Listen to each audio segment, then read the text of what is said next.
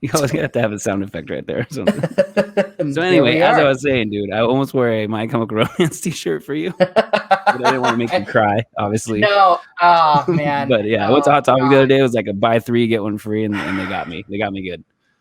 They're always really good about doing all the BOGO sales with like, particularly with band shirts.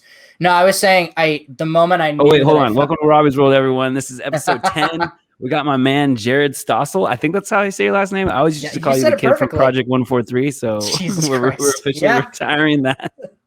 Yep. That is welcome, correct. my man. This has been a long time coming.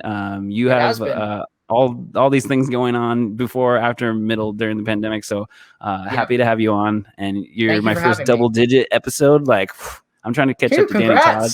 Yeah, that guy's got a lot. He's a machine. A lot of episodes. Yeah, and he's like so good at the graphics afterwards. So I was talking to him a little bit. I gotta figure out how to get. He works so quick and he does such good quality work. So that's probably why he's so expensive, because you can only have like 2 out of the 3. But yeah, he's awesome. But so yeah, we're on TV. It's Sunday night. We're recording this on Earth Day. So happy Earth Day, everyone. We could call it Robby's World Day maybe if you want. But Jared's here. He's gonna introduce himself a little bit, and then we're gonna finish our conversation about Hot Topic, and then we're gonna get right into a little behind the scenes stuff with him and see what he's been up to. Yeah, I guess I didn't really think of an intro for this, but I'm a music photographer based in the San Francisco Bay Area. I've known Robby since he was playing in the band 5 Characters in Search of an Exit in San Jose when I was in high school, and going to shows at, like, oh God, what was the place in Santa Clara? Avalon? The Avalon. There we go. The Avalon. And the Venue and the Refuge and all those fun places. And we just I think every year we usually end up talking about like doing a podcast of each other's or talking about some kind of music project or thing that we're working on. So it's cool. You've been around early on too. Like, 2015, 2016, we were filming and recording and stuff. Right. I think I was a guest on your like podcast. Is that the Shameless podcast? Okay, cool. Yeah. And it was like after the guy from Frank from My Chemical Romance and like in between like Anthony Green or something. I was like, oh my God. I'm like, just give me a couple of years, okay? But I remember that. That was, and even today that still like trips me out that I got to like talk to like Frank Iero and Anthony Green. Like the podcast that I was doing was very small, and I pitched that and asked them, I was like, and I always pitch, I always send them like, even if they say no, that's the worst they can do. Yeah. And they were like, sure. Doesn't happen if you don't ask. I wanted to write back, and I was like, they were like, yeah, Anthony would want to talk to you. And I was like, I wanted to write back and be, are you sure? And he was fantastic. That's awesome. Maybe I'll share some of the older episodes. Like ideally after these episodes, I want to start having, like when we're referencing things, I'd love to have them start popping up or, have it on my website or something. We got to figure that out. Like I don't have my full Robby's World staff yet, but I'll definitely start collecting some of the things we're talking about, because we're probably going to talk about a lot of stuff that people are going to want to hear more about, or we're going to dive more into, but we only have about, a half hour. So really quick, just before we get into some of the work stuff, how's the family? You're married, you got a house now, you got white picket fence, you got dogs, kids, what's going on? Like how's the family life going? So no white picket fence, but there, it's overrated. So are lawns. Family is doing good. Everybody's safe. Everybody's healthy. My wife and I decided to try and look for a house in the middle of a pandemic outside of the Bay Area because we were too priced out. There's just unfortunately no way, at least right now, to afford a house there. So we started looking around the Sacramento and Elk Grove area, and in October we moved up here, and it's been really nice. I forgot you're in Elk Grove. I was just up there last weekend with my friends. I remember you texted me something after that, and you're like, I'm in Elk Grove, and I was like, you were like one of 5 people who texted me, and I was like, that's the place to be. All my friends, well, not all my friends, but yeah, I think you're getting a lot more neighbors, whether you like them or not, up there. But I'll see you up there more. Also, so Project 143, I know we were talking about that, but that was kind of like your nonprofit that you kind of like learned your chops and got involved with stuff. You started that at a really early age. You're at Warped Tour, and you did a lot of great fundraisers, and you worked with a lot of great bands. Thank you. Did I catch that you're kind of wrapping that up and putting a bow on that? And did you do like a auction? Can you tell me just like what's kind of the end credits on that? Sure. Yeah. So Project 143 was supposed to have ended. Technically, it ended in like 2017. The last time we did something in terms of like an event at like Warped Tour or something like that was 2014, if I'm correct. And then I was still in college. I had not been doing a good job of upkeeping and taking care of things and giving it the love and care that it had deserved. And I was just kind of like, okay, for the next semester, because I would graduate the next year, I'd be like, let's just put this to the side. I'll finish college, see what happens. Years went on. I really got into music photography, and I really started to get into interviewing artists, and that really started to take over my life. And I was like, okay, charity's still on pause. I can do it when I get back to being able to put my full attention to it. And as time went on, I really started to think and evaluate about my work with it, what I was wanting to do with it. And I realized that I couldn't, and it's like I wasn't giving it what it deserved. And so in 2017, like less of a priority, and right. You didn't want to take it out in the back and shoot it, but you and also felt bad just like neglecting it. I got like 10 projects like that, but right. And given that it was a charity and it would involve a lot more time and attention than just any people other depending on you too, if you're gonna, Yeah, and I just didn't feel like I was living up to that expectation. So I said, okay, we did our last event. Let's just table it for a little bit. Around 2017, 2018 is when we started talking about maybe we should fold this up. And I was hesitant at first, but then I thought, I think it's the right thing to do. Yeah, it's cool. You can make that call. Yeah, and there was another charity. A friend of mine is now the head of an amazing organization called Living the Dream Foundation, which started a little before Project, and they essentially do what I wanted to do, but in ways that I could have never even imagined. So they kind of got the infrastructure and and cool. They do an incredible job, and some of the stories that they've posted about and talked about have just been absolutely beautiful. And what we decided to do is we were going to do this and close everything out in 2020, and then everyone's plans. Everything around us. What we decided to do was we had a box of things that would be donated to us by artists that were sometimes they'd be things that would be given to patients or cancer survivors if they were requested. But after we had kind of fulfilled this request, we had a box of stuff where people would donate extras of things that they would say, you can use it in like a charity auction. We try to do something every year, every couple of years with bands donating autographed merchandise. And then it just got to a point where you had that box in the we had a corner box, of the room, and so we're like, okay, our last hurrah, we're going to auction this off, and we're going to donate the proceeds of this to Living the Dream Foundation. Oh, that's cool. That makes sense. So eBay apparently has as a new user, because we hadn't used our eBay since like. I was going to ask, how did that go? So since 2014, we only have a 10 item limit. I have like 100 items here. Oh, you still have a bunch. Oh yeah, this is going to be going on all year until eBay. Okay, cool. I was afraid that I missed it and I wouldn't be able to No, this is going to be going on before people watching right now. Yeah, I've got the link that's in my bio on my Instagram at Hey, my name is Jared, and it will continue to be updated throughout the entire year. We recently a few of the items got auctioned off and did go. So there was a drum head that was donated to us by Taking Back Sunday. I was looking at that one. I'm not gonna lie, but I'm on a strict no purchasing stuff anymore policy for a little bit. So we have 3 of them. One of them was auctioned off, cool. And the other 2 are going to go up this year. Yeah, so they were very kind.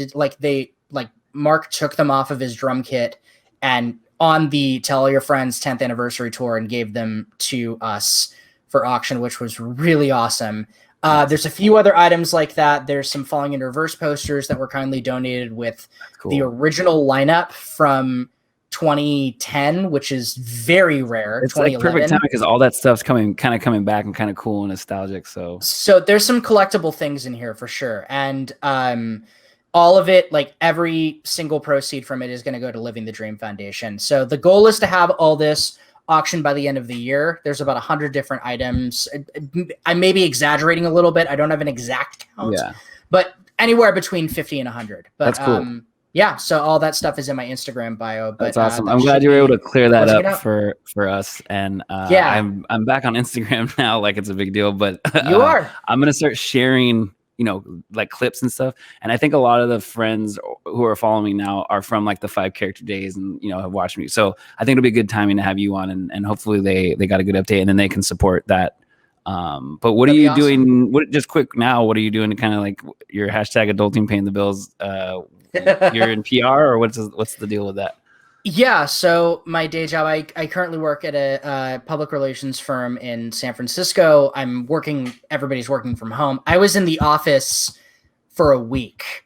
I think that's when we interviewed, or you interviewed me at Breakers for like one of the articles, and then and then the pandemic. Yeah, you're stoked about this new job, and then literally like 2 weeks before that I interviewed you, and then but everything pivoted. Everything was good. I just work from home on my computer. We represent a lot of wineries and restaurants and stuff. All things that unfortunately took a hit during the pandemic, but it was interesting to watch the inner workings of how these industries had to adapt, how people, it allowed for people to get really creative. Yeah. And so what's like your role then? Are you like writing, or like what would you say, like a day in the life, like on a campaign or something? Like, because then I have a kind of maybe a scenario for you, what you might do in a situation, so that we can bring some value to the listeners and watchers. I need to know what you do first. I'm still pretty much bottom of the totem pole. I'm not like an intern. I'm an account coordinator, so I oversee various news clippings and stories that come in relating to all of the different clients. I basically catalog everything that comes in, make sure that it's good, and then I'm on the campaign for two different two different clients. One is a winery, and then one is a set of hotels. So I help out with writing pitches. I help out with creating media lists. And doing things like that. So I was hoping that you're going to say that, because my last guest before you was Jen from South City Cider, and they're going to be announcing some pretty special news now. I met with her for lunch actually yesterday, and she was just like, I have no budget. I need to get it done within 3 months. What should I do? And I was like, how long do you got? Like, but since you say you work with cider or like wineries and stuff, like, could you give advice to someone on like a very basic, like packaged level of like the bare minimum that you might want to do? Maybe if you were in that position of like announcing maybe a relaunch or like some sort of grand reopening, who would you focus on, and what kind of media would you do? And where would you invest like a small budget, or what would be your first, advice? So I'm still very far from being an expert on this. I could definitely tell you that.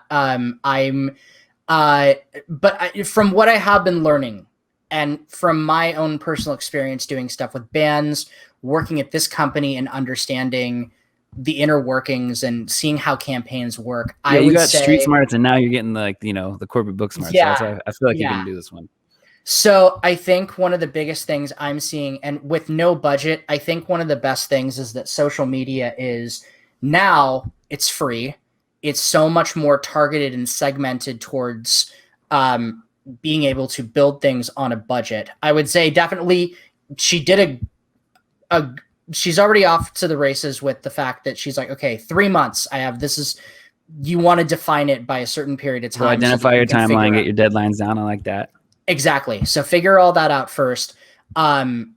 Definitely utilize social media, and learn your audience, learn who is looking at your product, look at competitors, look at the way that they're doing things, and then just kind of study it. Not to soak it up, right? Yeah, so like try to understand like, oh, what's drawing people in? What is interesting? You still have, but then at the same time, you have to then create your own brand. You can't just copy somebody else and poach all their stuff, because that's one. Right, so timelines, deadlines, identify your target demographic, see how they're interacting with your competitors or people in your field. People in your fields, yeah. Yeah. Okay. And then find your the thing that I'm very big on is find your story. There's 1,000 wineries. Jared, I wish you were at the meeting, man. Like, it's like you were listening to me talk, but give it to him again. But it's just like, you have to find your story. There's like, and what do you mean by that? Because I love that. That's you just nailed it, dude. Thank you so much. If you go to Napa, there's like this is exaggerating, but there's like 1,000 wineries. What is going to set you apart that's different? Maybe your wine is going to taste similar. Maybe it's going to be crafted in a way that's similar to others, but what is the thing that sets you apart? Where did you come from? People want a personal aspect to something. People want to know. That's what draws people. It's kind of like when you look at bands, like it's the people who I grew up all my life being told. I love you. Give it to me. I grew up all my life being told, well, yeah, every metal band or every pop punk band, they all sound the same. It's like, first off, no. But yeah. second, maybe there's a similarity to them, but the Wonder Years are going to be a different band than 4 Years Strong.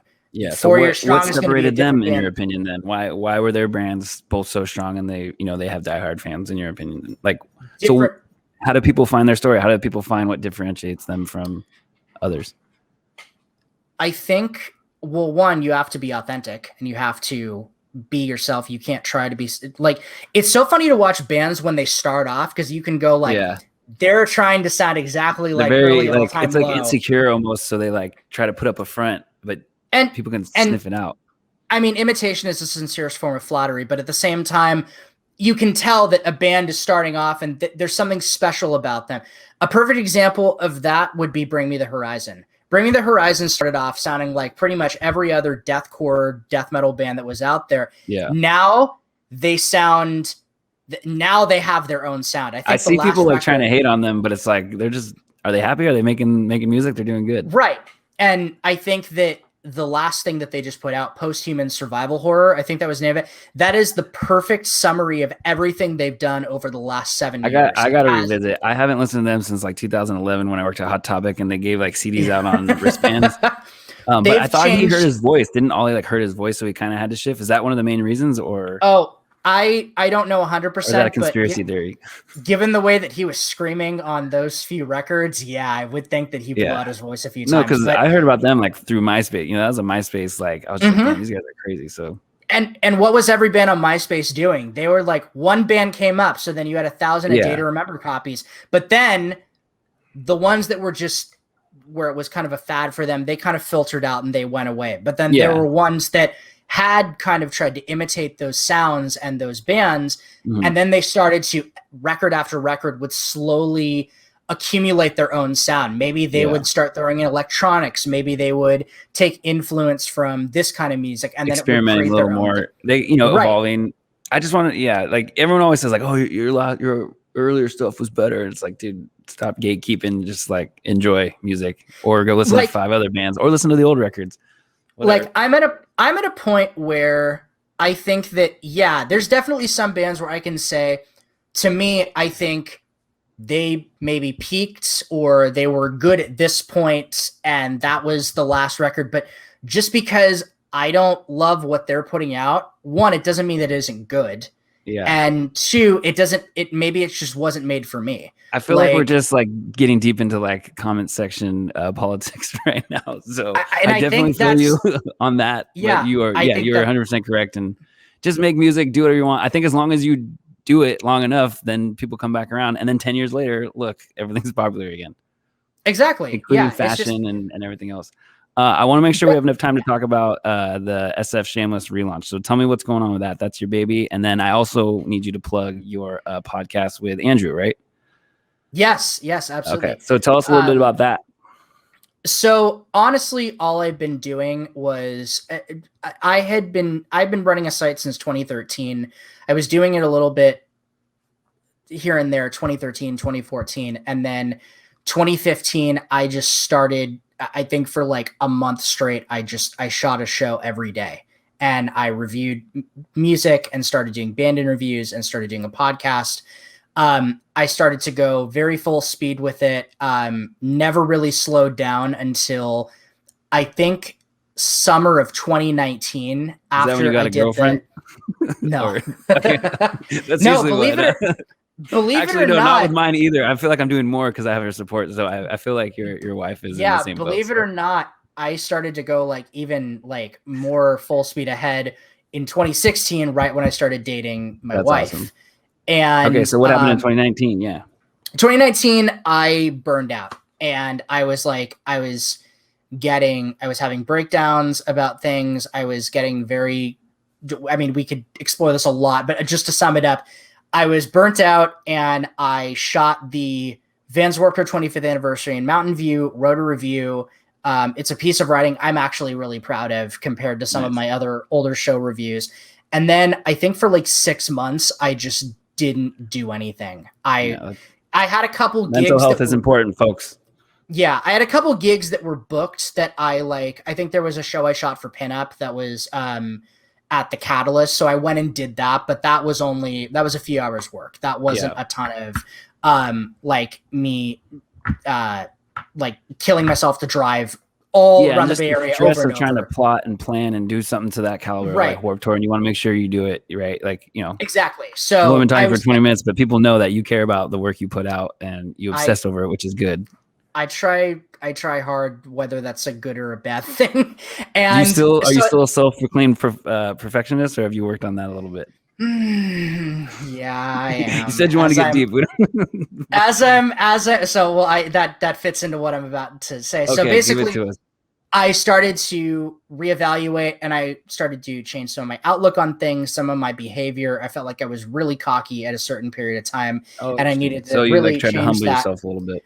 I mean, I got humbled a year before with certain situations, but I like really stopping really makes you think about it and reflect on things. And so I decided, cool, man. That's very mature, and I appreciate you, sharing that.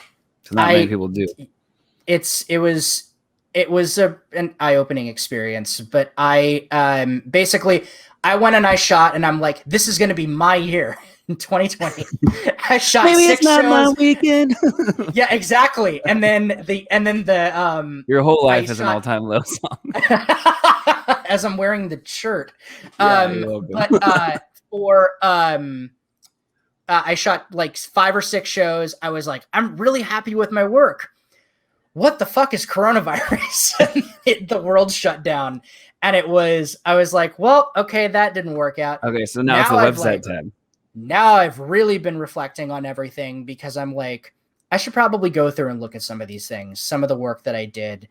And I kind of changed the layout of it. I decided to call it SF Shameless because I felt like Shameless Promotions and Media was good, but it was just a very long title. Yeah. And it SF Shameless is of Garth Brooks. I'm shameless.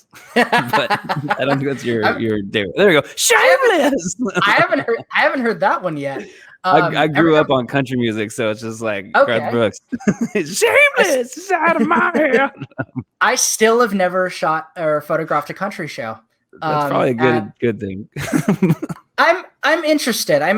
Like the bread and butter of my site is rock music, everything that I grew up with, emo, all of those. But at the same time, like country's its own beast, man. So yeah, why not? It's crazy. Like I would love to, like, even if it's not my style of music, I would still love to go out to see and photograph something. Anyway, so just real quick, what's the plan? Is that you're getting into? Is the plan for Shameless? Yeah, so we can check in the next couple months and see. So rebranding and what else?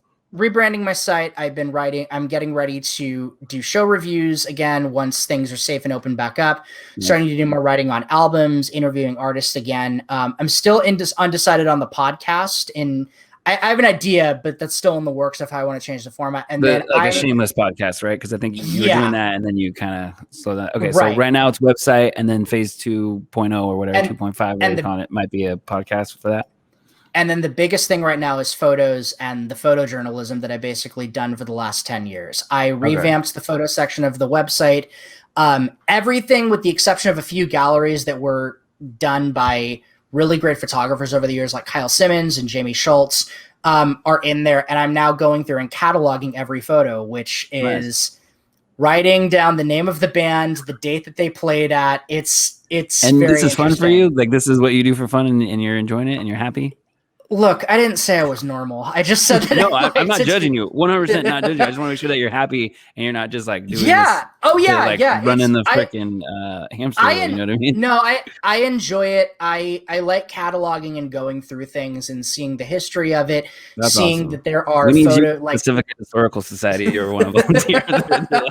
I like doing this stuff. I like doing this stuff. I like tracking it down. Like there was like the other day I had to find a band that played like one tour and I didn't have any of the names of people. So then I had to like start going through like old Tumblr posts and I found all the names. And I was wow, you're going way back. I had to. That was the only place it was located.